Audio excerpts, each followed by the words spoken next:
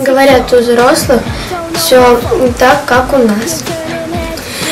Говорят, что пить алкоголь вредно. Взрослые говорят, то, что не пить, не культурно.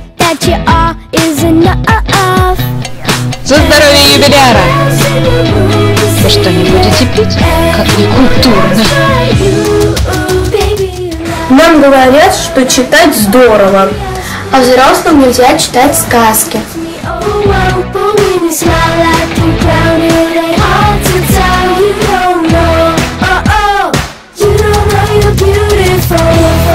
Что читаете? Сказки?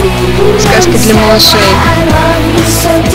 Нам говорят, что жить нужно весело и делать зарядку по утрам.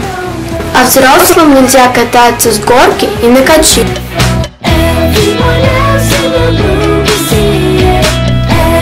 Но вы же не маленькие.